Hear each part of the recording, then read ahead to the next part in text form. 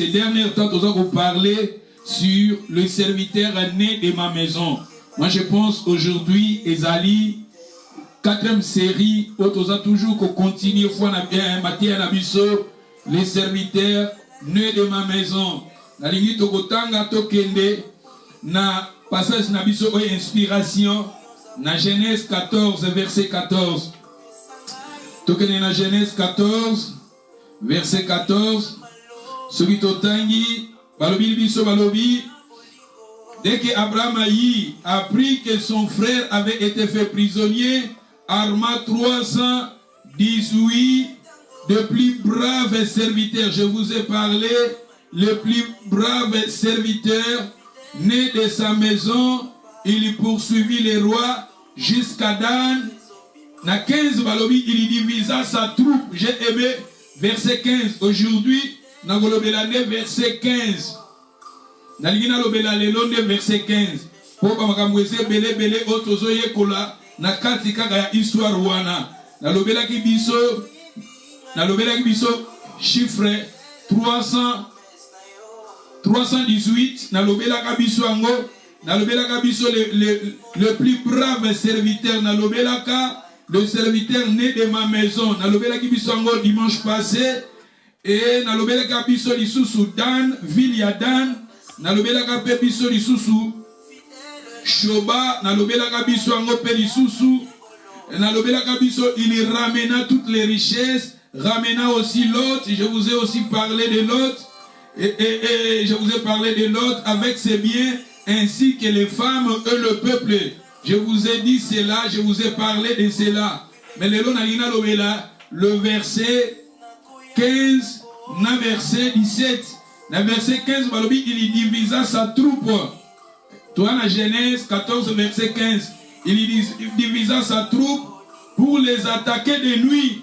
Lui et ses serviteurs, ils bâtirent.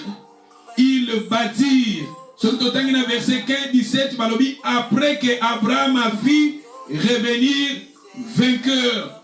Ici, tout le monde a que Abraham n'a bitumbo bakendaki. Abraham n'a bitumbo bazaraki nango. Abraham, oui que Abraham azaki na Zambé.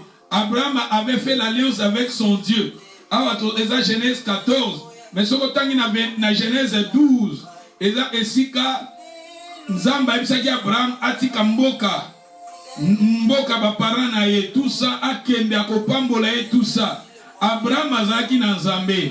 Mais regardez Abraham awa, tout le monde dit que Abraham tango ayokaki ke l'autre azalaki prisonnier, ba peuple bazaki ba prisonnier et ba femme bazaki ba prisonnier, pe ba bien bato ezaki akokangama. Abraham il avait pris ses serviteurs. Ba serviteurs oyo Abraham azwaki, c'était des serviteurs qui étaient nés de sa maison. C'est-à-dire, bano babotama ki nanda konaye. Dimanche passé, na lobela ki biso ango, bazaki bana ya ba serviteur ya Abraham, mais babotama ki nanda ko ya Abraham. Babotama ki na famille Abraham. Babotama ki na mabele Abraham. Babotama ki na lopangu ya Abraham. Parce que Abraham azaki na ba serviteur na ba servant. Et boyebi ke na l'accès ki biso source ya ba serviteur ya Abraham. Bautaki wa l'accès biso na Égypte, tanga kenaki na Égypte, Abraham ba pesaki e ba serviteur na ba servante. Na kati ya ba serviteur wana ba tebele même Eliezer. Le dimanche qui vient na kolobela biso nde Eliezer dimanche zoya. Mais tout le monde dit que Abraham na kuna na Égypte azwaki ba tebele même Agar. Agar aza parmi ba femme ba servante o Abraham azwaki bango na Égypte. Abraham azaki na ba tebele. Estimation ya bato na koko sloba o bazaki na disposition Abraham na nazomona bakoko zala plus de 1000 personnes o bazaki na disposition ya Abraham tala awake bitumba babi ke azui ba serviteur 318 siko bana 318 serviteurs nés de sa maison bongo siko soko tchena ba oyo azwaki na Égypte bakosala combien. So reçu ma femme, mon propre c'était des hommes. So reçu na basi, bazalaki c'est-à-dire Abraham azalaki na ba serviteur, azalaki na ba servante, azalaki na bato belé, o bazalaki bato na ye. Toloba image ya Abraham, eza image ya église. ba peuple Abraham azalaki na bango, ba serviteur Abraham azalaki na bango, azalaki na eza image ya ba peuple na Nzambe, eza image ya église ya Jésus-Christ. Mais bozomona ke Abraham akendaki bitumba, vie otozo fanda eza via bitumba, vie chrétien eza via bitumba. Jésus a béni biso, mais il faut toyeba ke sokotangi na livre ya Timothée chapitre 2 verset 3, bazoloba souffre avec moi comme un bon soldat de Jésus-Christ. Toza ba soldat, toza ba commando, toza ba bato ba bunda kabitumba. Mais Abraham a tozomona tangwa kebitumba akendaki ko libérer. Tolobi ke Abraham akendaki ko libérer de tolobeki ke Abraham a ko libérer ba prisonnier. Bato oyo bakanga bango. Bakanga bango bato bazaki fermé quelque part. Il y avait des rois bamboka mususu baki ko kanga. Même l'autre basalaki plutôt bakomisaki bango ba prisonnier. Mais Abraham il s'est mis debout pour aller libérer ce peuple là. To bande ko lobake Lot na ba peuple oyo baza image ya bato ba ebi Nzambe te. Oyo biso to ebi Nzambe, biso ba peuple na Nzambe, biso oyo to botami na liloba, to botami na ndako Abraham, to kende avec Abraham ko libérer ces gens-là, ko libérer ba païens, parce que na lobaki na biso bo sanate, kombo Lot elingi koloba voilé moto ba voilé ye. Tandis que dans 2 Corinthiens 4 balobi que le Dieu de ce siècle a aveuglé leur intelligence. Batebele intelligence de bango a aveuglé. D'où bazo comprendre l'évangile, bazo comprendre la parole. Tout ça quelque part pourquoi bazana mabe, bazana ignorance, bazana dans le péché, parce que bato leur intelligence de bango a voilé. Mais biso il faut maintenant to bunda to libérer ces gens-là. Et na combat au petoso bunda et après na ba combat il faut tout libérer aussi nos biens. Toko libérer ba bien bateau, toko libérer pe ba bien na biso. Nous vie chrétien et ça vie à bitumba. Nous sommes engagés na bitumba pour tout libérer bateau, tout libérer ba bien, tout libérer ba promesse aux zamba pe si pe na biso. Oui que na livre à Daniel. Bazo ba Daniel a ko prier, zamba yanola qui est, mais quelque part prière et qui arrêtez, il fallait encore ma prière pour Nzambatinda ange pour libérer exorcement, il y a prière, il y a Daniel. Et d'où quelque part nous sommes engagés dans Bitumba. Mais dans Bitumba, Abraham, Abraham azalaki na stratégie. Aujourd'hui, on a parlé sur stratégie. Stratégie na Bitumba est très important. Parce que dans le verset 14, il y divisa sa troupe pour les attaquer de nuit. Lui et ses serviteurs les batturent. C'est-à-dire Abraham azaki na stratégie. Stratégie na bitumba est très important. Stratégie. La ligne bat besoin la ligne. Nazomona kaka des personnes de bazola kisanga bazana la ligne. Mais bato bazana la ligne beaucoup menanga stratégie. Les autres ont la stratégie. Stratégie est très important. Abraham a divisé sa troupe pour les attaquer de nuit. Attaquer n'a boutouté. Mais il avait attaqué ses ennemis. Naboutou. Et sa stratégie. Les termes stratégie. Et sa terme moko grec. Terme stratégie. Et sa terme moko d'origine grecque. Où est l'I Koloba? Stratose eligi koloba ayayayayaya eligi koloba armée te bobi que Abraham attaqua de nuit. Le terme attaquer wana avec parce que stratose eligi d'abord koloba armée.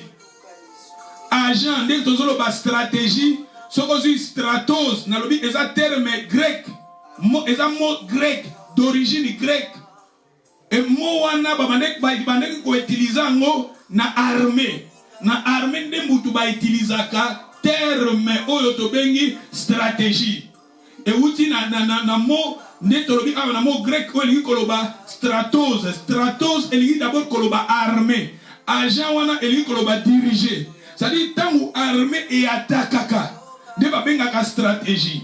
Et ce terme wana yango sikoyo ba utiliser yango d'abord na armée pesa mo o elingi koloba ke armée eza ko attaquer armée eza ko avancer terme wana ba politicien bazwa yango ba kota mo na kata politique ba leader ba kota na kata ba politique même na commerce na business na ba finance na ba faire ba kota sa terme stratégie est un terme très important.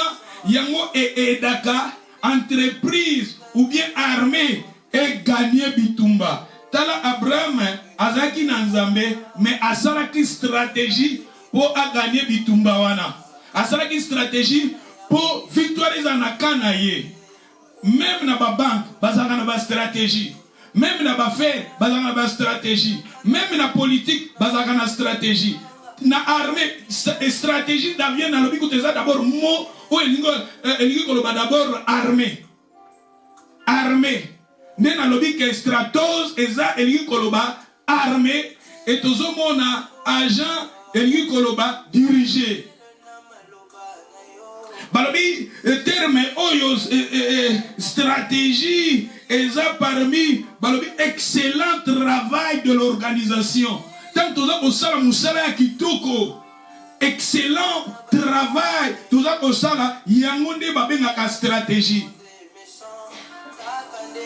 Ce qui est bon ici, ma kamuna biso, to bon ici organisation na biso, to bon ici église na biso. N'ako pesa que une église te le bon. Tous la conférence, ba protocole, bola ta pembe, bola ta peut-être uniforme, ba jupe, ba pantalon à la noire, et na likolo, et à la pembe, tout ça, na lobby, modérateur, faut peut-être aux à la boye, l'église, ba kiti, faut go chango boye, ba organisation wana nyoso tozo bongi, sa poto sala musana biso kitoko, yangonde ba bengaka stratégie. Stratégie. Les termes stratégie, même biso lelo na 3e année na université, toza ko sala cours o bazo ko benga business analyse. Na kati ya business analyse, mingi bazo ko parler sur stratégie. Stratégie na ba domaine nyonso ndenge nini business ko s'épanouir, business ko kende liboso, business ko kende ko kola. Et mingi bazo parler sur stratégie. Stratégie est très important. Tomoni Abraham awa atiliza ki stratégie pour na victoire na kanaye. Toko kozana na nzambe, mais si toza na stratégie te. Toko pe kopola. Toko kozana na nzambe, mais ceux qui pe toza na stratégie te. Toko zapela ba difficulté belé. Tandis que Dieu est avec nous. Na lobaki na biso bato batungaka tour de Babel bazaka na nzambe te mais leur stratégie et permettait ki bango batonga tour de Babel et que de même jusqu'à na likolo boyebi mukilio tozo fanda soko totangi histoire ya franc-maçonnerie ba franc-maçon eza organisation oyo Europe États-Unis basala yango pona bâtir Europe mais na kati ya franc-maçon bato to baza ba leader d'abord ba franc-maçon c'était des pasteurs et ça ba pasteur ici je me écossais bangonde mutu ba pasteur écossais bangonde mutu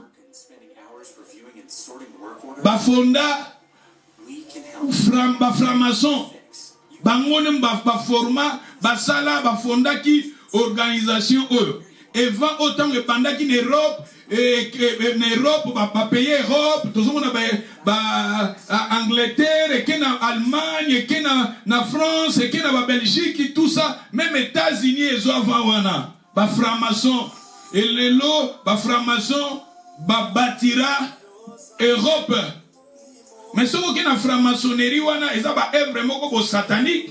Et là, bah, vraiment, bah, statine, bah, on a partout. Tala soke na ba centre, banda kwa minene no mona ba tonga na ba centre.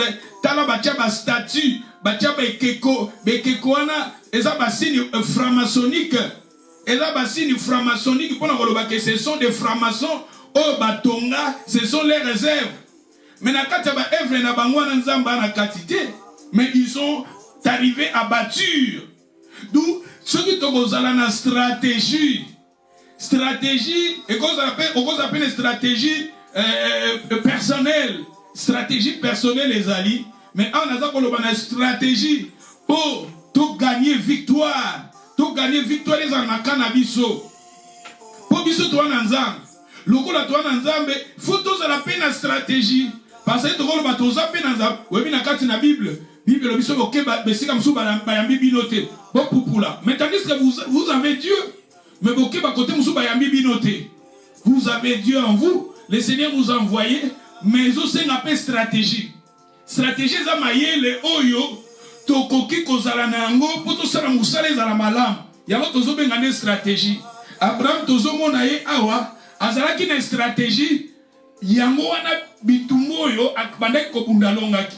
Tolobi tozo na bitumba. Faut to gagner ba païen. Faut to même ba païen dans le Seigneur. Bato ba bi nzambe te o satan kangi tout ça to libérer bato wana. To libérer ba bien, to libérer ba promesse nzamba pesi biso. Tout le monde a un mot qui s'est manabé na biso, mais aussi une appel stratégie. Et aussi un gonzamba pesi biso, ba promesse, to kangika maboko, to fandi na biso, et to zo sa le logo mokote, le lo to prier, lobi to prier te, le lo komona ni l'église, le komona ni te, lobi ono tamune na robanga nzambo, tamune na robanga nzambe te, lobi wano za online, lobi wano gozala te, faut to za na stratégie. To bongisa musala na biso, to bongisa ba vie chrétienne na biso. To marcher dans la stratégie, les termes techniques de la stratégie. Abraham a divisé sa troupe. C'était stratégie pour attaquer à la nuit. C'était stratégie. La stratégie est très importante dans la vie. La stratégie est très importante dans la vie chrétienne. Je vous ai dit les termes stratégie. Bakotsango na armée, bakotsango na politique, bakotsango na commerce, bakotsango na business, bakotsango na affaires, ba leader mondial. Vous savez, même Chine, il faut se développer. Les leaders de Chine utilisent un terme stratégie. Pour Chine, ils ont Chine, ils ont Chine, ils ont Chine, ils ont pauvres. Mais les Chine est commis parmi les pays les plus puissants dans le monde.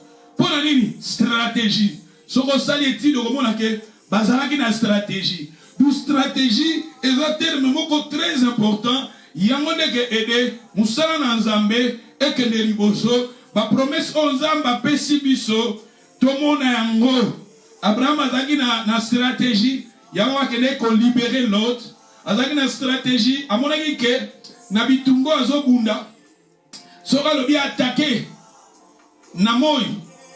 Impact pendant que Zalate. Distraction que Zala. Il avait attaqué la nuit. C'était son stratégie. Avec une stratégie, 12 stratégies, et c'est très important. Moi, je pense que chacun de nous doit comprendre le terme autre bien stratégie. Dans la stratégie, c'est un terme grec, mot grec, et où tu as une racine grecque. On a dit que stratos, est un terme, ouais, stratos, d'abord armé. Armé. Agent, on a dirigeant, diriger, c'est ça. D'où tant que vous avez musala malam, tant que armée za ko attaquer, armée za ko évoluer, za ko avancer, ba benga kayango stratégie. Abraham attaqua, ezake stratégie. D'où stratégie même dans la vie de Jésus. Jésus passe avec une stratégie. Jésus paie sur cette terre, Jésus a une stratégie. Pour Jésus à longa, Jésus a sala musala naye quelque part. Sur autant dans Jean 17, aux autres que Jésus a dit, j'ai achevé l'œuvre que tu m'avais donné à faire. Il avait achevé, mais pour achever, Jésus a tambolé une stratégie. Quelque part, Jésus, quand Jésus parlait avec la femme samaritaine, les disciples sont babiloko, tant baillé. Si Jésus a dit, biloko, j'ai mangé la nourriture. Il a dit, la volonté de Dieu, c'est faire, quelque part à lui, c'est la nourriture.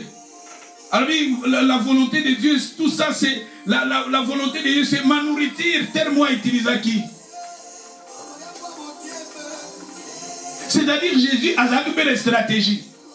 Sur cette terre, Jésus a une stratégie. D'où parmi les stratégies, que permettent tous à tous un impact, oui, que permettre tous un impact positif, oui, que permettre tous un efficace, oui, que permettre que tous un impact sur cette terre, tous un impact dans l'église, tous un impact dans Cardiff, tous un impact dans la vie chrétienne à Bisso, d'où on a fait sa Bisso, bas stratégie. Et parmi les stratégies, on a fait sa Bisso, on a fait sa 5 stratégies, autokanga, totambola na stratégie wana, et que aider tous na début année, surtout tambola na stratégie oyo, et que aider vraiment, et que aider ta foi, et que aider Moussana Nazam, et que aider l'église est avancée. Parmi les stratégies, première stratégie, tout le monde a la prière. La prière est efficace. Il y a un moment même une Bible quelque part, dans le livre,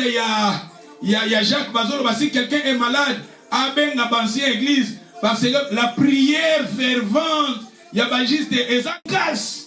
Si nous voulons être efficaces, la prière d'abord. Ne négligez pas ta vie spirituelle. Ne négligez pas ta vie de prière. La vie de prière est primordiale dans notre foi. La vie de prière est primordiale dans notre marche. La vie de prière, c'est très important dans notre foi. Si nous lisions dans le livre de Timothée, chapitre, si vous êtes là, beaucoup amen. Si vous êtes là, vous êtes en Amatea. Maman nanga oui stratégie ya maman bi ba stratégie na musala nzambe pe ala obi terme oyo stratégie obi tanto kana na ba banque ozo no defa ba mbongo o banque def so mbongo ba intérêt de basala baza obi na ba banque pe bola na malamu tant ba banque def sa biso ba mbongo ba koloba na yo o soko defi boye bango bazo ba mbongo ebele makamusu ba bomba ka yo moni tant ba aucune banque qui défend bon, il y a avantage, des avantages, et ça a des avantages. Mais il y a des avantages, on a des avantages. D'abord, on a des lettres, on a sima. Lettre, il y a sima, combien on a des avantages. Mais il y a des avantages. Parce qu'il y a une stratégie. Dans la banque, il y a un pourcentage belé. Calculer peut-être 15%. Mais avec l'État, on a 15%. Comme on a 19%, 25%. C'est la stratégie. D'où quelque part, stratégie est important. La foi na biso, stratégie est important. La vie spirituelle, même au sein de notre église, les stratégies sont très importantes pour l'épanouissement de l'église, pour l'épanouissement de l'église locale. Pour l'organisation, nous sommes dans la stratégie. Il y a dit que la première stratégie, il faut d'abord la vie de prière. Dans 1 Timothée, chapitre 2, verset 1, balobi. Maman, vous avez lu un petit passage, beaucoup maka, pour éthique à la rapé, 1 Timothée, chapitre 2, verset 1, balobi. J'exhorte donc, avant toutes choses, à faire de prière. Avant toutes choses, moi, elles ont parmi mes stratégies très importantes pour ta foi chrétienne, pour ta vie chrétienne. Parmi avant toutes choses, avant toutes choses, avant toutes choses, c'est avant toutes choses. Parmi avant toutes choses. Soki na lamu ki na tongo avant sala likambo nyonso prière avant na telema na bima na ndako na prière avant na kedoko brosser prière avant lewe koma batu mutu soka lamu ki toza na tendance mamoko kene na Facebook toza na tendance ko kene na WhatsApp banani batidelinga ba message batu soso to lamuki mbala moko bamisuku bazalaka internet ezalaka permanent internet omona ezalaka permanent azolomuka déjà azomona 15 messages 30 messages na WhatsApp tant wandi kofungula yango kotala ba message mususu c'est-à-dire que quelque part mais bana na nzambe faut se disciplinaka monde omokili oyo ezana ba makambu nango pe Satan paza na ba stratégie na ye yango Bible ne donnez pas accès au diable parce que Satan a ba stratégie. Est-ce que vous savez même Satan pourquoi il s'est monté dans le jardin d'Éden? Avec une stratégie. Avec que ceux qui n'a yé et pas ya mobali na kokokate. Satan yebaki que ceux qui yé pas mobali à kokokate. Ya moi qui n'est pas moi si. Et cette stratégie na yé. A qui n'est pas moi si avec que ceux qui n'attaquent moi si na longi moi si ne na kolonga mobali. Stratégie na yé. D'où c'est très important. Tout le monde a une stratégie, mais parmi la stratégie, na biso vie de prière. Vie de prière, c'est le fondement de la vie na yo. Nebi que toi na mokilio makamouye belé, misala tout ça, mais ton négligé la vie de prière té. La vie de prière permanente, la vie de prière il y a yo moko personnel. Et c'est important. La vie de prière il y a yo moko. Bon de la peut-être ba jour sous son na yo prier soit ya prière ba jour sous peut-être na semaine au musala boye mais ce qui temps ezali soit ya prière parce que avant toutes choses avant toutes choses de faire des prières ba prière wala ba on a pluriel ba prière en pluriel ba supplication et prière requête et sa prière, action de grâce et sa prière. Ozomona, na kate ba prière, tozana ba différence entre ba prière. Ba prière prophétique ezali, ba action de grâce ne balobi wana ezali, osali ba prière à remerciement, y adoration, ba chumuso rose anoko ko adorer Nzambe, ba prière prophétique ezali, ba prière moko ya réclamation, ba proclamation ezali. Moi-même, votre pasteur, je suis occupé, mais na lingakate et donc na salaka na négligé vie de prière nangate. Na comme dans un moment où je suis occupé, je suis fatigué, mais la prière. Si vous priez même tamoulaïté, mais taba prière batamikie. Salaka yangonano. Si vous en attendez, ba jour aux la libre, zoata ya prière na yo. Nakata ba prière, ba prière, ba action de grâce eza. Eza ba prière, ya ba adoration eza. Eza ba prière, ba remerciement eza. Ba prière, ba requête. Ozoko nakata ba requête. Tu pries pour l'église, tu pries pour ton pasteur, tu pries pour tes soeurs, frères, tu pries pour ta famille. Salaka yango. Et ça important, na stratégie, na vie chrétienne ayo, pour avancer, au Keneliboso, au percer, au avancer, au l'embaté. Zala na vie de prière, et ça la fondement na yo. Yoko kuna balobi awa, tout ça va prier. Avant toutes les choses, à faire des prières, de supplication, balobi kuna des prières, de supplication, des requêtes. Requêtes, tu vois, tout le monde a prière d'intercession. Ozo bonde là. Pour la sœur, mon voisin malade, au bonde li ponaï. Frère, mon voisin a problème au bonde li ponaï. Couple, mon voisin a problème au bonde li ponaï. Église nabiso, ma prière à dimanche. Au tikon na maboko nanzam. Ozo prier pour na réveil. Ya Cardiff, Batouba Bongola, Mitema, communauté congolaise, Baye Banzam. C'est ça. Biso tolinganga na prier lelo, na mon résultat. Na koyebi sabino ke. Biso tozala na organisation moko awa na Cardiff. Eza ba pasteur anglican, ba pasteur oya Welsh, ya mboka oyo Welsh. Bakutanaka chaque première semaine ya mois. Na semaine ya liboso ya mois. Bakutanaka chaque mois pona ko bondela pona réveil ya mboka na bango. Depuis na ya awa na 2002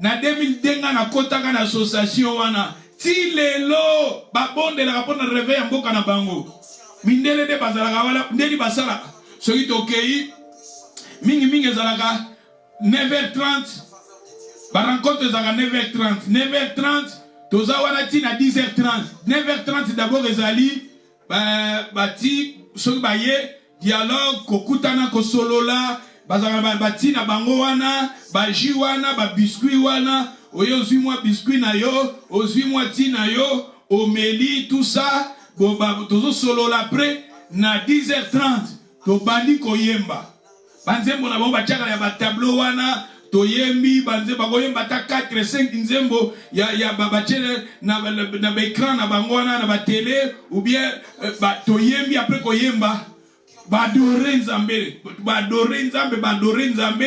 Après, ba prier sikoyo, ba prier pour namboka na bango. Taba ko prier nzambe réveil, réveil namboka na bango, réveil, réveil. Bazo senga réveil namboka o. Pour ce qu'on a dit na histoire ya mboka o ya Wells, réveil pe la makasi. Réveil ezalaka makasi.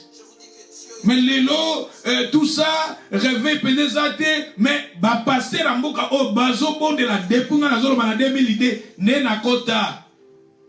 Peut-être lelo mais na zoka ba courrier na bango. Na zoka ba courrier na bango électrique. Na zoka ba email na bango. Nga peut-être mon azalaka moi busy tout ça ba classe tout ça mais ce qui t'est et pesami na kendaka. Et bazaka wana ndenge bango bazaka ba mindele bazaka pe na simplicité na bango ba kuta na bango ba adorer na bango ba lié pe sen. Après qu'on lia sen ba luka mutu moko wana ana témoignage à kopesa concernant nzambe ndenga zo sa na église na ye tout ça muta pesi témoignage après ba prier ba simbani mi balé au moins ba prier pour na ba réveil en mboka na bango ba bondeli les uns les autres depuis na yeba bango ti lelo. Jamais na yoka basala division. Jamais na yoko yekuna zana power te yekuna azola kisa yekuna lingaza la mokonzi yekuna tilelo ba leader ope na ba dirigeant bango kaka batia bango ba conduire kaninga mais ceux qui les abiso ba congolais déjà to kabwana yekuna ya sala kasala boye yekuna tout ça boye mais bango mindele tilelo bazo bonde la pona réveil mboka na bango bazo bonde la tout ozolo bake et sa stratégie na bango ba mona bakuta na ba bonde la pona et un jour nzambe wana waza fidèle nzambe wana ko kokisa et ça la semence bazo ko semer tout ozolo ba stratégie parmi ba stratégie na biso yoka ba to continuer kuna ba balobi nini soki to kite na kiti to kiti na se Toana 1 Timothée wana de na totangi sikode balobi to bonde la to sala ba prière pour toutes les hommes. Babi bo bonde la pona batu nyonso. Ah vous déjà ba prière déjà awa ezo comme na ba dimension élevée pour abazo ba bonde la pona batu nyonso. Dans nzambe pa ko simba yo zo bonde la pona batu basa maladi na bopito. Ozo bonde la pona ba veuve, ozo bonde la pona ba orphelin, ozo bonde ba muzo basa pona ba basa tout maintenant bana basa na ba couveuse. O bazo linga ba kufa. Mais tu peux aussi prier pour eux. Bonde là, nzamba bila biso to bonde là. Biso lingaka omona, oyebite taba prière ezalo ko la semence au semer. Ya moni Bible zo ba na Ecclésiaste, semer na tongo, semer na midi, semer na pourquoi pour yebite we kebota. Ba semence on ezalo ko la ba prière. O semer ozo bonde la même pour la vie na yo. Bonde là pour na mobali na yo, bonde là pour na famille na yo. Si vous avez marié, bonde la pour la mobali na yo.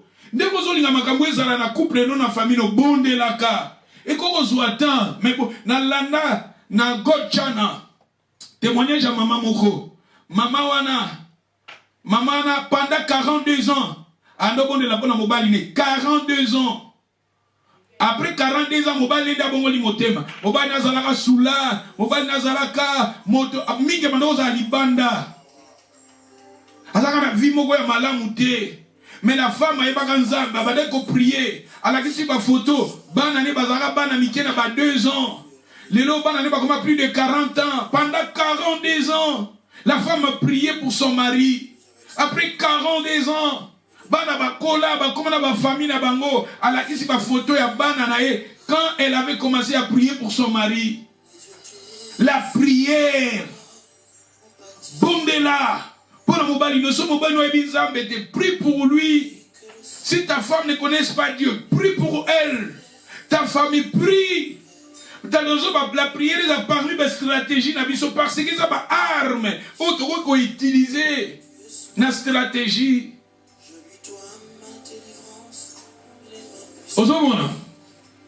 Abraham a prié. Il va prier pour. Le monde va continuer pour toutes les hommes, pour les rois. Pour ceux qui sont élevés en dignité, afin que nous menions une vie paisible et tranquille, en toute piété et honnêteté, car cela est bon et agréable devant Dieu, notre Sauveur. qui veut que tous les hommes soient sauvés et parviennent à la connaissance de la vérité. Tu vois, pour sauver les gens. Le monde a sauvé afin que balobi awa.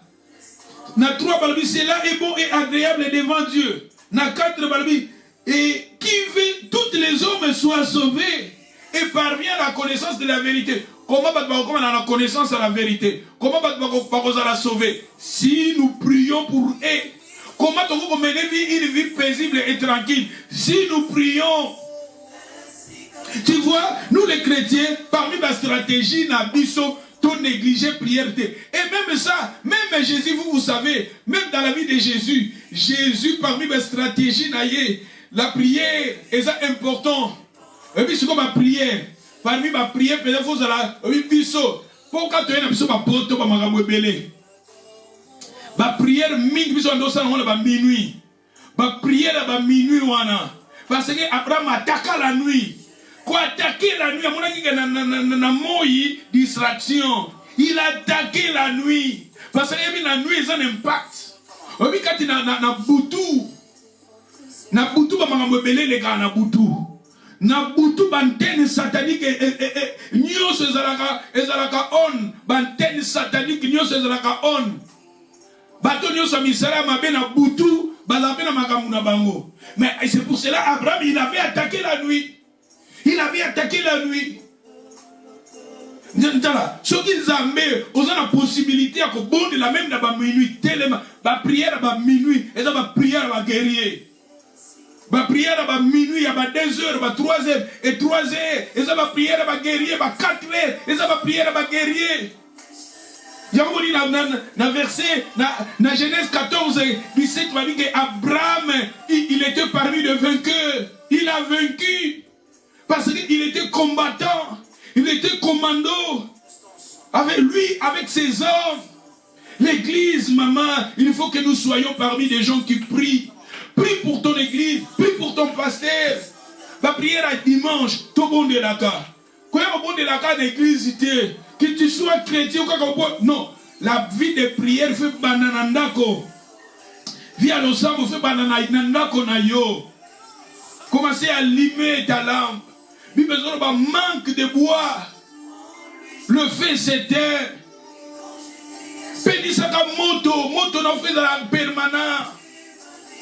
Et au moins même na temple, ils ont na lampe, chandelier, ils ont 24 hours. Et voilà le chandelier c'est la prière fait à la permanence. Dans ta vie, c'est pour cela la Bible nous dit, avant toutes choses, la prière. La prière. Si on va prier, peut-être 5 temps, ils allaient qu'on la précéder à prière. Prends ton temps à prier, à adorer ton Dieu, à prier, à dialoguer avec ton Dieu. Prière à supplication. Et ça, prière, vous supplier Nzambe. Et ça, Jésus, dans les jours de sa chair, il a présenté avec des larmes de prière et de supplication. À celui qui pouvait les sauver, et il a été exaucé à cause de sa piété. Jésus, il était un homme qui priait beaucoup.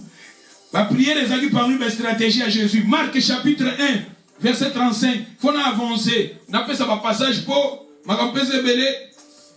sur mes stratégies, et que ça va bien. Marc chapitre 1, verset 35. Vers le matin, pendant qu'il faisait encore très sombre, il s'éleva sortir pour aller dans un lieu désert où il pria. Vers le matin, pendant qu'il faisait encore très sombre. Vers son sombre. Sombre, tout le monde a, net, tout le monde a, tangu, n'a pas 4 heures ouana. Ba 4 heures. Jésus, c'est le moment où Jésus, il s'est levé pour prier. Parmi mes stratégies, il y a la prière. C'est pour cela Jésus a la Guinée longa. Jésus a longa qui. Jésus, son père était avec lui parce qu'il était un homme de prière. Jésus, pendant, il faisait encore très sombre. Ce babi bonde la même yomoko. Bonde la na 4 heures, na passe na 4 heures na kokakate. Bon, na minuit au kokokate, na 4 heures au kokoka. D'abord, on a pogné à 4 heures, il y a un makasi. On a 4 heures.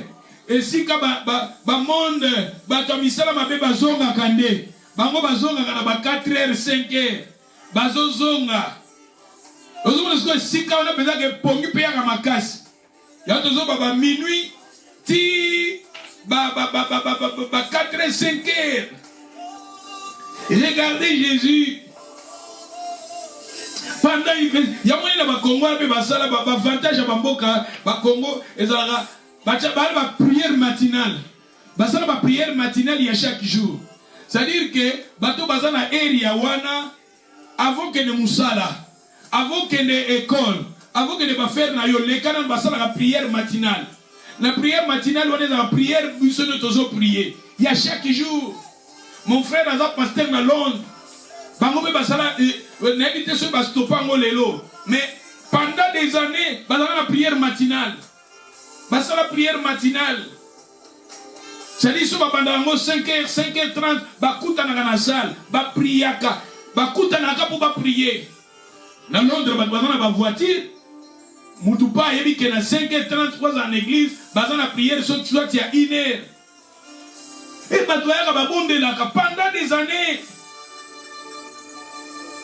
Parce que ils ont parmi mes stratégies où ils ont permettre tout vie chrétienne à être efficace. Tout ça la faibleté spirituelle. D'où Jésus, il s'est levé pour aller dans la prière matinale. Sur l'autre, il a cardiff, sur la prière il y a 5h ou bien 5h30. N'invitez maman sur le la parmi batu bandogoya. N'invitez sur le la parmi batu oyo tu bandogoya. D'où tout le monde les a parmi comme stratégie. Oyo Abraham a salagi parce qu'Abraham a attaqué. Tout le monde dit Jésus aussi. Dans la prière, parce que quand on va attaquer, ce n'est pas une attaque physique. Non, la prière, les a parmi par armes, la vision spirituelle. On peut utiliser cela dans les combats. Vous voyez Jésus, Jésus s'éleva à aller dans le désert. Quand on a désert, il y en a 5 heures qu'on est dans le parc. On est dans le parc, on est dans le parc. Hein? Dans le parc, dans le Tongo, on est dans le parc. Moi je me souviens, quand je suis à Paris, je suis en France. En France, je suis dans petit bois, je suis dans la forêt, pas tant que je suis dans la forêt. Et quand je suis en Afrique, je suis dans la camarade, je suis dans la je suis classe, je suis na bandaki ko na kumaka na ba niveau moko bosala ba prière oyo na ke na nga na ba forêt wana na ke na ba forêt bosala ba prière ezali na ba moment ya chaque jour na banoko se retirer na ba forêt wana kosala ba prière d'où eza ba discipline moko personnelle to kosala même na bandako na biso tu te lèves le binga na 5h30 je me lève pour prier. Ngai na minuit je me lève pour prier. Ngai na 4h je me lève pour prier. Moi, voyez bien, bato bazana posa prière, baliba na prier. Salaka go sala pe bosombi kaye na lobi kaywana chango lobi chaque fois na rebonde là. Peut-être na bandoko sala na chaque jour na bandoko prier peut-être 200 heures. Peut-être on aurait prié ou bien 100 heures. Au Tchiba air, on a prié peut-être 2 heures du temps. On a prié peut-être 60 minutes. On a prié peut-être 120 minutes. Peut-être on a prié peut-être 200 minutes. On calcule ce qu'on a 200 minutes, on a prié par jour. Comment on peut diviser en haut pour qu'on puisse 200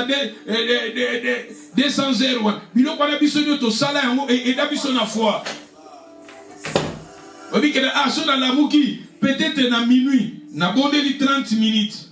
Ah, peut-être dans 5 heures, on a bondé 30 minutes. Ah, peut-être dans 12 heures, on a bondé 30 minutes. Ah, peut-être dans 14 heures, on a bondé 30 minutes. Ah, peut-être, si on a pourquoi, au moins 200 minutes, au coquillon. Si on a année, au moment où on a besoin que on progresser, au royeba, à peut-être semaine, au second bon de ce qu'on a semaine, il faut que n'a pas exemple de la vie au bandobon de la 200 minutes na jour. 200 minutes na jour, on dit que na bondeli 30 minutes euro, na bondeli 15 minutes na euro, ti na butu, yo moko calculer combien de minutes. Et si on a semaine, on calculer na semaine, on a bondeli combien de minutes. Semaine, on a bondeli combien de minutes. Ozo koye ba estimation, comment ta vie chrétienne, vie de prière na yo. Et so matoubi zo kita. D'où la vie de prière est très important. Tout dans la discipline, comment tu vas avancer dans la vie de prière. Et ça paru une stratégie. Bon, on dit que Jésus a négligé la prière. Prière est parmi les fondements. Il y a un Paul à Timothée. Avant toutes choses, faire des prières. Il y a un homme dans Thessalonique, prier sans cesse. Il y a une vie de prière permanente. Vie de prière est permanente. Ce qui est dans Luc, chapitre 6, verset 12. À ce temps-là, Jésus s'est rendu sur la montagne pour prier. Il y passa toute la nuit à prier Dieu. Passa toute la nuit. Tu vois? Jésus passa toute la nuit à prier Dieu. Jésus allait dans le désert pour prier. Dans Luc, chapitre 6. Verset 12, Balobi, à ce temps-là, Jésus s'est rendu sur la montagne. Awasiko montagne.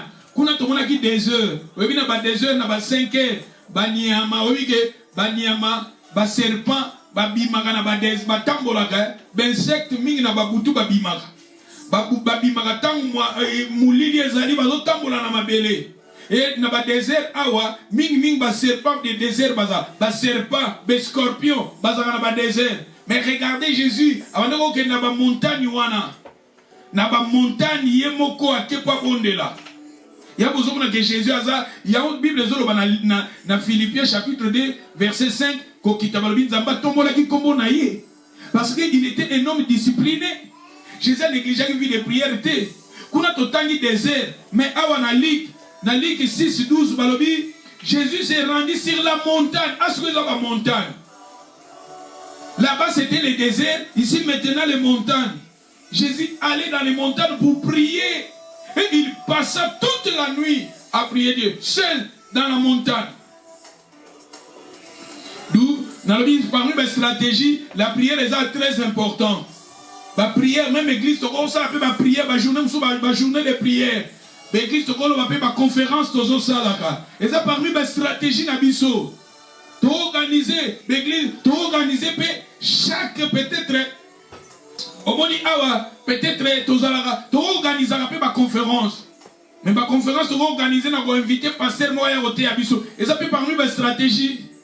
Parce que quand il y a toujours un moment de prière, tu bon, tu ça la bon. Tu organiser journée moko samedi moko boy. Soirée d'adoration.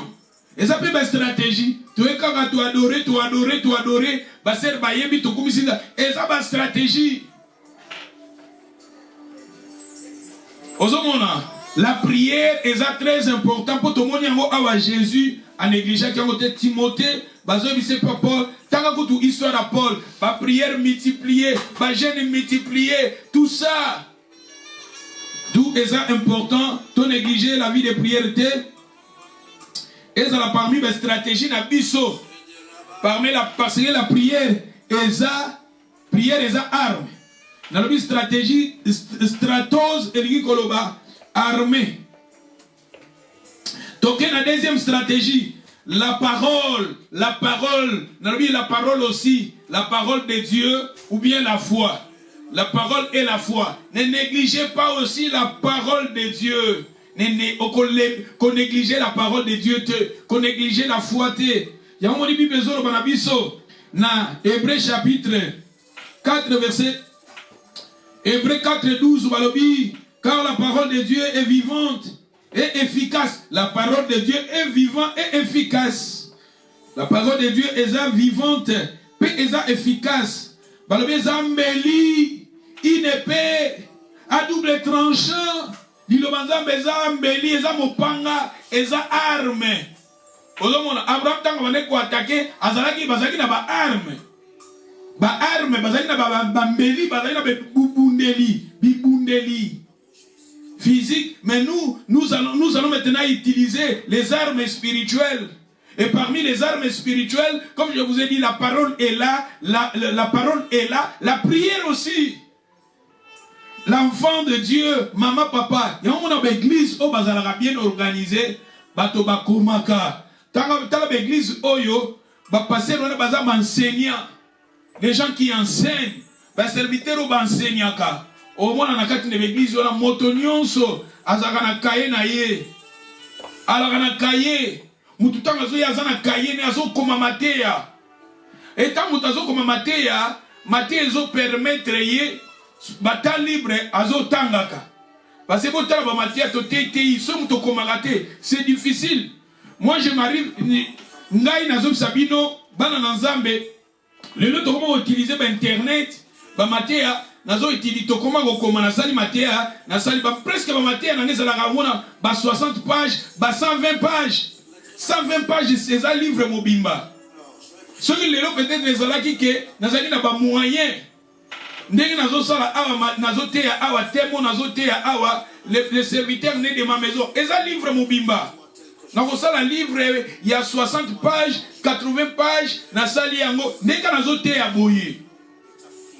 Nous avons à passer. Nous avons kokoma. Nous avons na page au fur et à mesure. Nous avons à bino. Page les bakisama.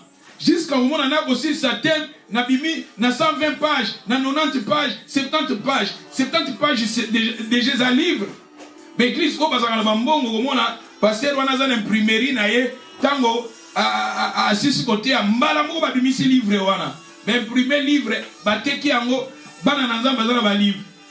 Presque, ba maté, à Nyo, sonate, à ka. Et ça, 60, 100 pages, 120 pages, 80 pages, 90 pages. C'est des livres, livres oyo, toko koteka, toko sala en anglais, to tia on ba YouTube, tout ça. Na ba eBay, tout ça. Mais peut-être, nazana makoke ya kosala ba biloko wana te, yango tozo te ata kote ya boy. Mais avantage na yo, soko za moto zo koma. Et ça, richesse qu'on a transmettre pas nayo. Un jour, ngai, parce que les bosses ça qui les autres channels, les autres na iPad, na tini na email nanga. Mais avant, on a comment na cahier. Je me souviens à cause de la plus de 30 cahiers à minene. Cahiers za la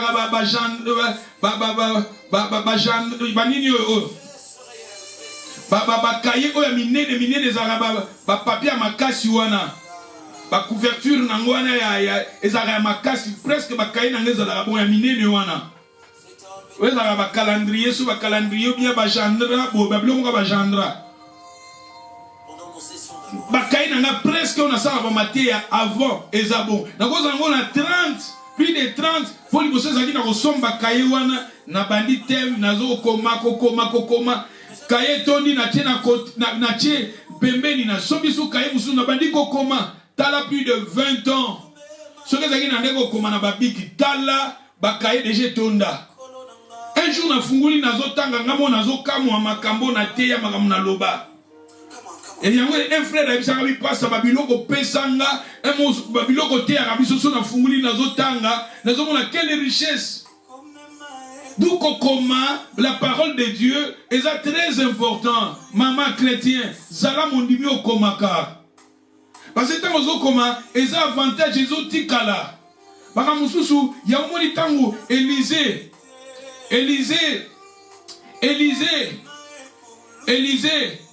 asengi Eli pesa ma double puissance na yo. Élisée a ébissé Eli a ébissé au makambo sengeza difficile. Mais tant on a bandoko mata soko zotalanga ndoko zwango. Ça dit babilo musu to pesa ka awa.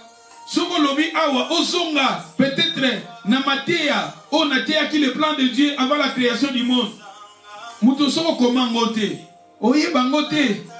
Mais tant que komango etikala na ba chiffre na yo. C'est facile au retrouver ango. Les longtemps beaucoup tazo sunga ba matéya, tozo kota na ba YouTube. Bana nzambe boyo ka matéya, boyo ka keke bino. Ngai atake passer na loba boyo ka matéya na nga. Oui, beaucoup de matière, pasteur, moussous l'église, moussous eza bien pour édifier la foi. Mais ba danger na ngope zali, peut-être au gogo yoka, faut avoir discernement. Ba matière pe moussous au monde yoki boye, peut-être le prédicateur wana abimi na ye na foi, abimi ne libanda tout ça. Mais tant que ici, pourquoi les serviteurs nés de ma maison, oh, bah, coli na banselement, na maman moko boye, maman wana, assemble dans l'église Ambassi. Assemble dans l'église Ambassi, où ezaki na tanto na centre, où ezaki na simana biso. Maman wana, je vous dis la vérité, maman na sala ganaye. Maman na sala ganaye, mais 24 hours. Maman wana ayoka kaka banseignement ya pasteur na bango, pasteur Chris. Pona nga maman wana nazomona aza incarnation ya pasteur Chris. Bakota na vision. E bayoka ba matia ba mususu te. Oyo na pesi matia na nga yoka ngote. Bango bayoka ka matia na bango. Bayoka ka ba matia na bango parce que avantage ezaka tant bazo yoka bazo kota na vision.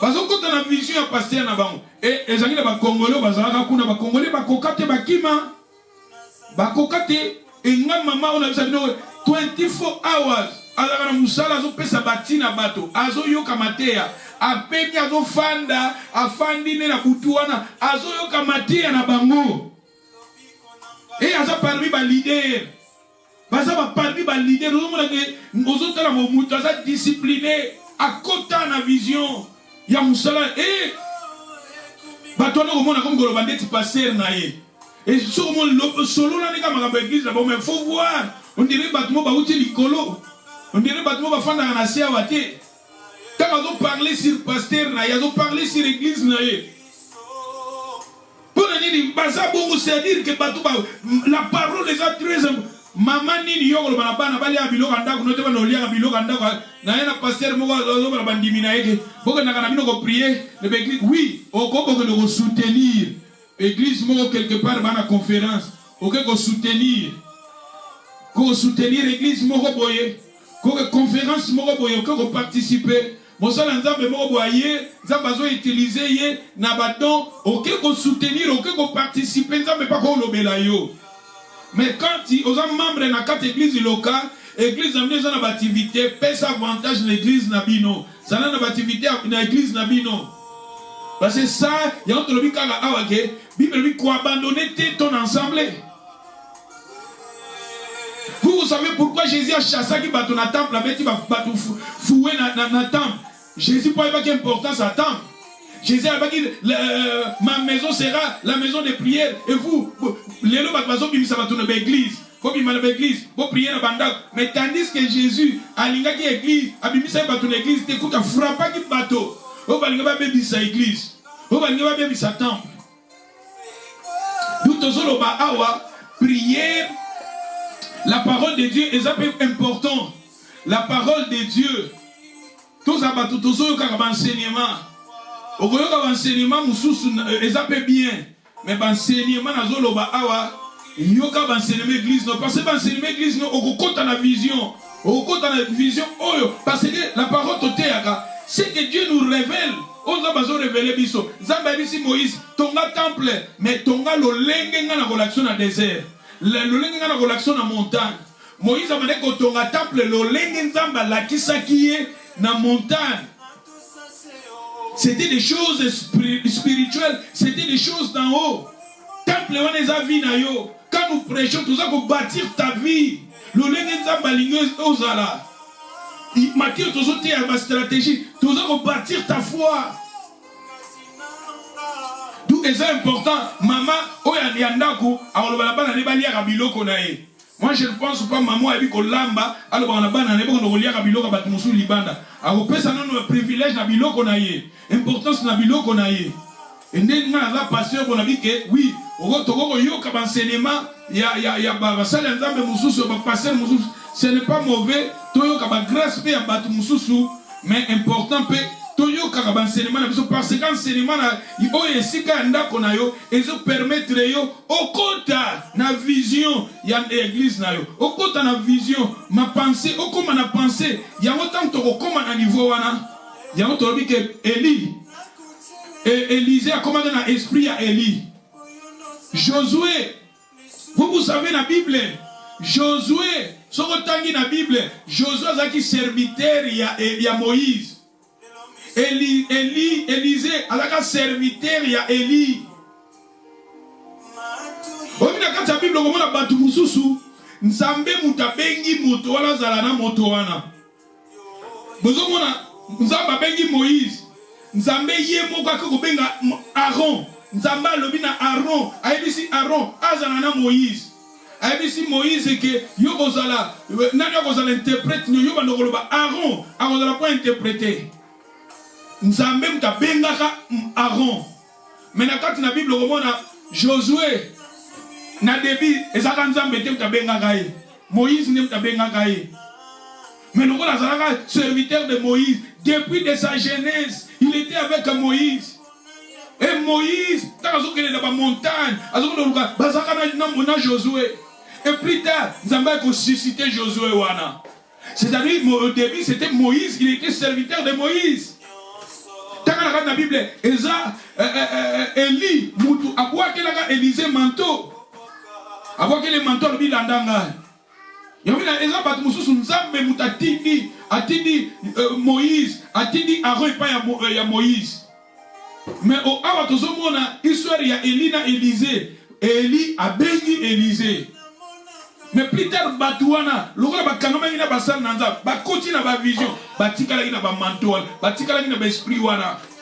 Josué comment ina esprit ya Moïse. Élisée a comment ina esprit ya Élie. Pour aller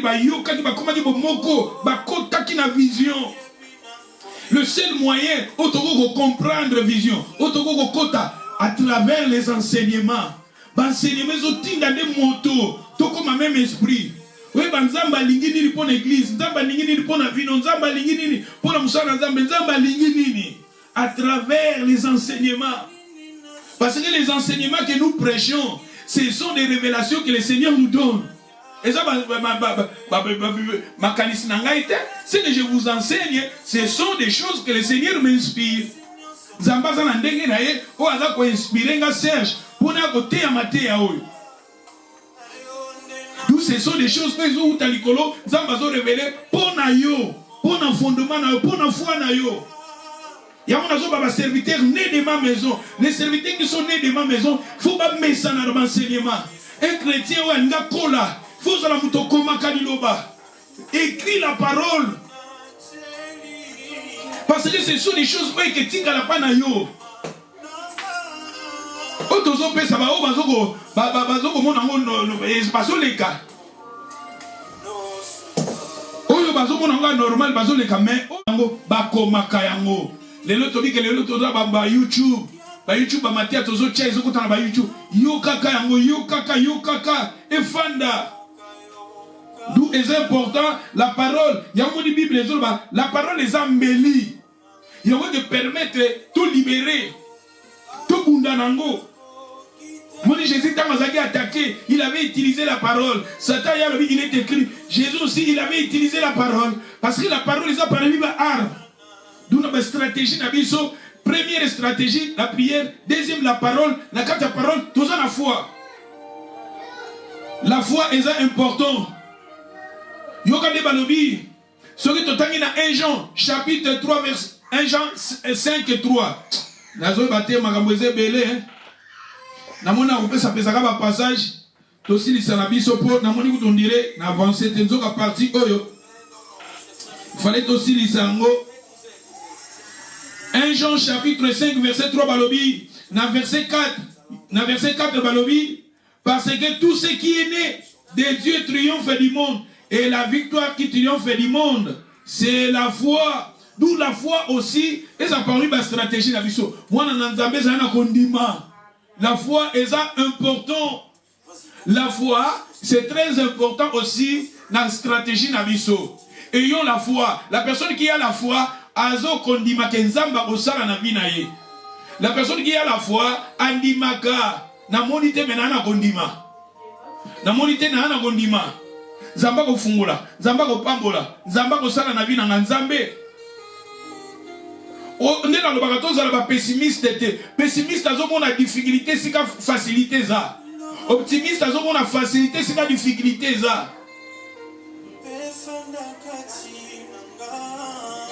D'où est très important na ba foi na biso, na ba vie chrétienne na biso, il faut la parole de Dieu, la parole et la foi. La foi est où Tarawab? La foi vient de la parole. La foi, dans la Bible, la foi vient de ce qu'on entend. Ce qu'on entend vient de la parole. La parole de Dieu, quand nous écoutons la parole, tant nous ayons qu'à la parole. Nous ayons qu'à la parole et nous mettons la parole de Dieu en pratique, ça nous aide à développer notre foi. Ça nous aide à développer la foi. Ça nous aide à vivre dans la foi. Pour qu'il y ait une réalité belle. Mais avec la foi, tu peux surmonter la réalité à vie. La réalité, la difficulté. La réalité, à moi, la vérité. La vérité, c'est que Dieu veut. C'est ça la vérité, c'est que Dieu veut pour ta vie. Mais la foi, il faut la foi. La victoire qui triomphe du monde, c'est la foi. Dès dans la parole est très importante.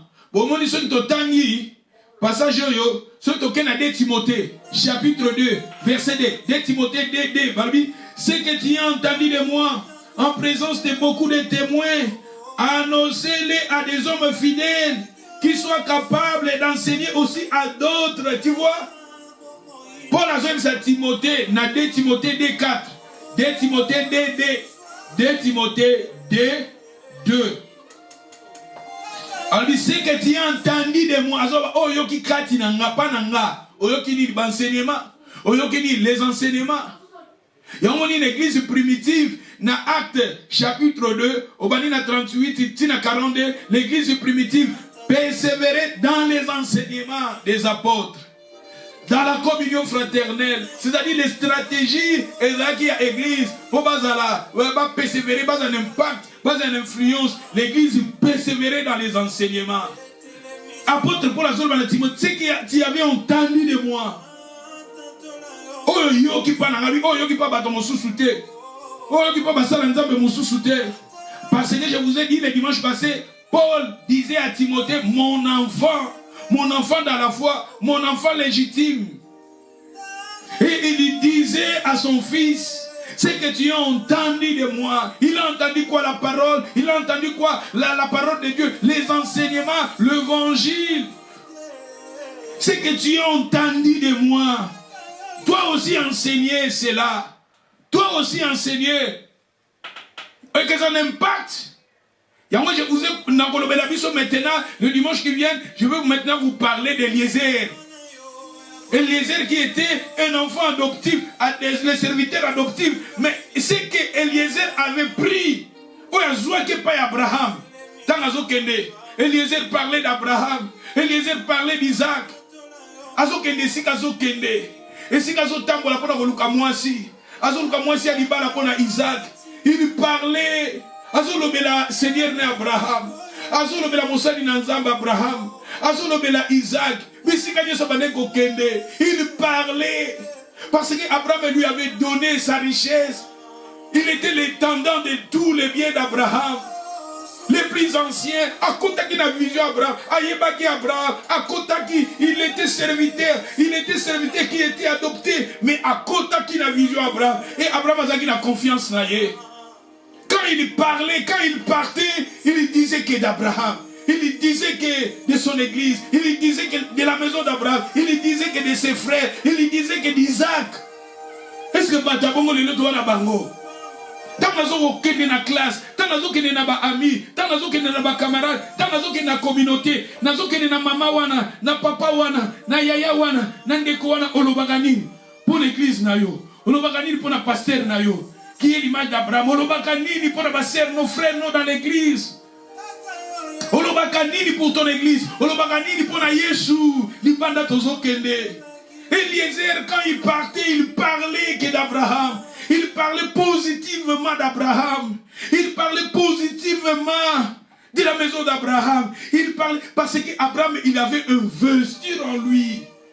Des richesses, il avait de l'or, il avait des richesses. Et nous aussi, nous avons, au moment où je prêche, nous avons une richesse spirituelle. Parce que toi, maintenant, tu vas aller influencer. Là où tu partes, partout, tes amis, ta famille, partout, tu vas maintenant influencer. Parce qu'il y a déjà paru des stratégies pour tous un impact positif.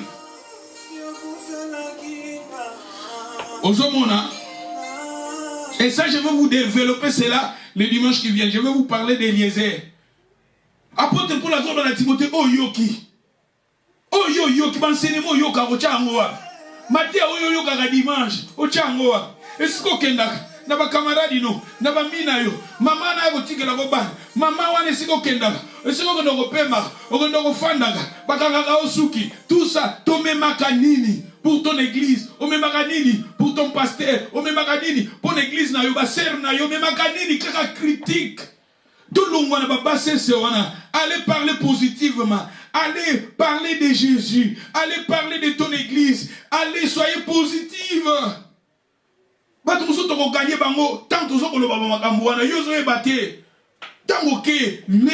Ça, je vais vous développer ça dans la stratégie Moussous. D'où, pour avancer, la prescription des stratégies, dans mon peut-être, la stratégie Moussous, on a continué à gérer Zoya, pour la moni et avancer ma casse. Parce que dans 5 stratégies. Parmi 5 stratégies, dans le cas 2. Les autres là, si on a bien continué, et sont mingi. Moi je pense que la stratégie etikali, dans le belango j'ai dit Ezoya. Dans le stratégie Oyo j'ai dit Keya. Pour dimanche, dans le belango Eliezer.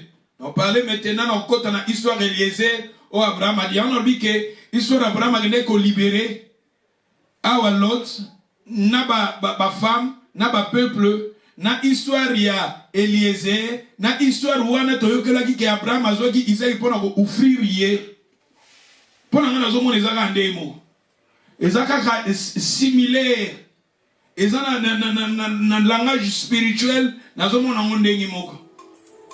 Parce que atozo ba photo libérer, to libérer banane, to libérer ba païen, o bateau sata kangi. To mema bango na présence en Zambé.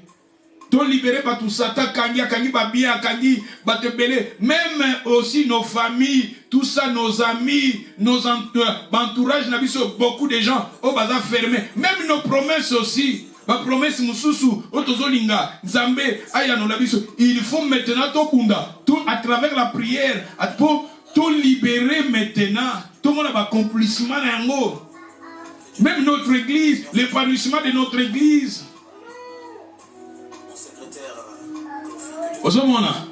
Et dans le but de Eliezer Akei, est-ce que vous savez que c'était Eliezer? Yende mutalakisaka alakisaka Sarah Isaac. Yende mutalakisaka Sarah Isaac.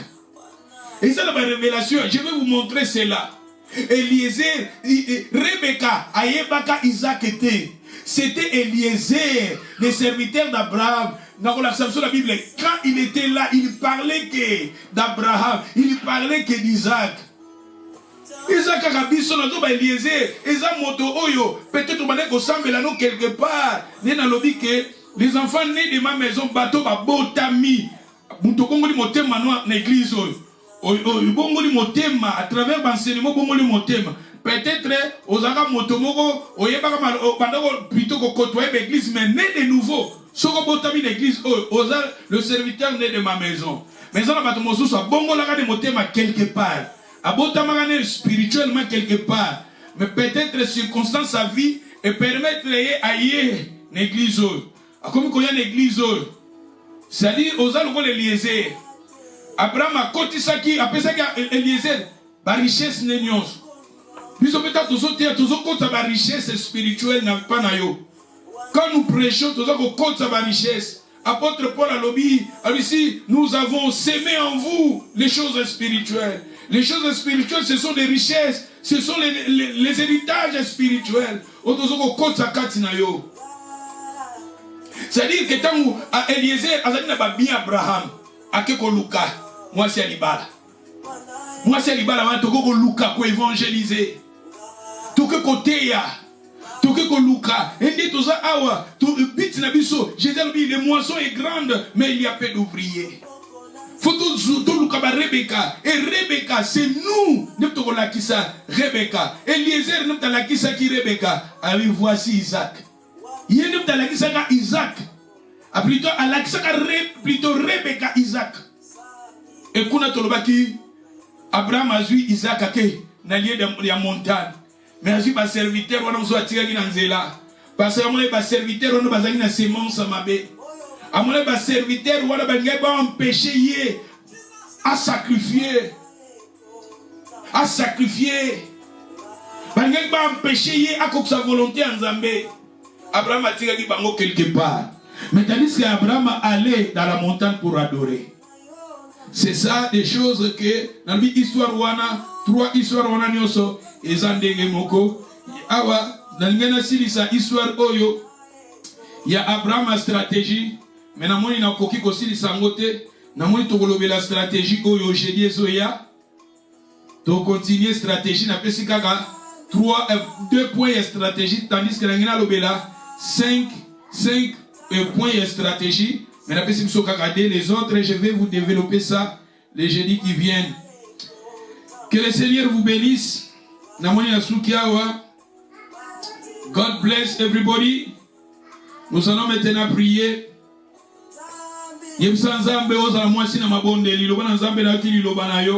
La ligne vraiment vie de prière est à la carte nanga.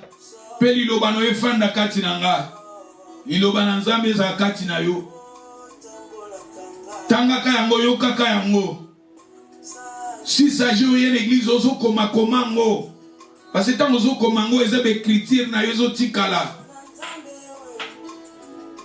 Ngana zangana nazali na bakaye musu nazana bakaye musu ya non 1990 naka nango ala poto 90. Bansenement na musu ya 1990. Nana bakaye na musu sa banzembo naza choriste nazaka choriste nana bakaye banzembo ebele na Congo. Tant que ça va choriste banzembo na biso ya choral nazala bakaye nango likolo. Lelo na imba peut-être banzembo ngo te bane ebele mais soki na zui yango na tangi yango c'est facile na yeba yango c'est facile ezonga mélodie nango ezonga pona komango mais soko komate.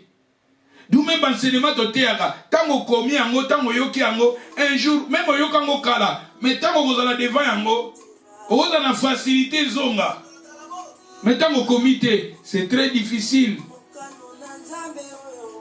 D'où c'est très important babiloko ezala kati na biso tobondela Nzambe atia kati na biso tozo parler ba stratégie oyo ke permettre tous un impact positif na bitumba tolonga. Et tout le monde a le beau qu'on a Nzambe na bavi na biso et victoire les anaka na biso.